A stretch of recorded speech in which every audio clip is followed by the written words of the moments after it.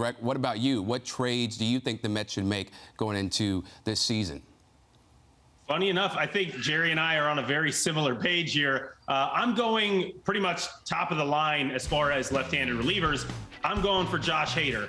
And with that, I'm going to throw Kolten Wong in there. Not that he's a throw-in at all. He's a very good piece. But with what I'm giving up, I feel like I can ask for a little bit more. And Kolten being, that type of really great clubhouse presence that he is, a hard worker. He's the type of guy I feel like would really fit in well in this clubhouse, could play second base, potentially third. I haven't seen him play third. I know he's played the outfield before, so he's kind of one of those pieces you might be able to move around. And of course, Josh Hader. I mean, this is one of the best relievers, if not the best reliever in baseball from the left side, but he dominates righties too, dominates lefties, I mean, like you probably haven't seen. And then for, what the Mets would have to give up, Jeff McNeil, I think he's kind of one of those pieces who's on the block as he was in Jim's trade. J.D. Davis, same thing, that Jerry said. He's kind of already on the block. The Brewers need infielders. They need a third baseman, somebody who can hit. This guy can hit.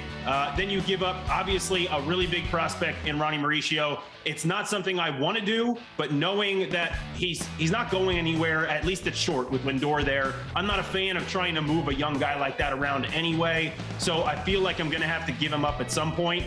And to get Hader, I think it makes sense. And of course, Szapucki, same exact reasoning, that Jerry already said. I felt like I needed to put a little bit more in there, controllable piece, and a lefty, and that's kind of where he came from. I like this too. Here's the thing. The only difference with Milwaukee, as Breck was pointing out, is they're in a win now mode too, right? I think they're one of the top teams potentially to go to the World Series next year. So they're looking for, win now pieces. They get that with McNeil and Davis. They get Szapucki, who could help them at some point. Replacing Hader is never that easy for them, but I think they can do it. Devin Williams is really good. They got the kid Ashby who pitched well. They seem to find relievers. I think from the Mets side, do you want to give up Mauricio, and is that the best piece for him? That is a huge acquisition in Hader. Like, he is, for me, year in and year out, if not the best closer out there. He's like one of the top two, and it's consistently good.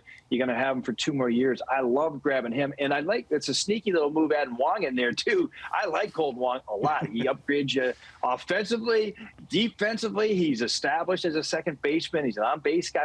So I like it. I like it from the Mets side.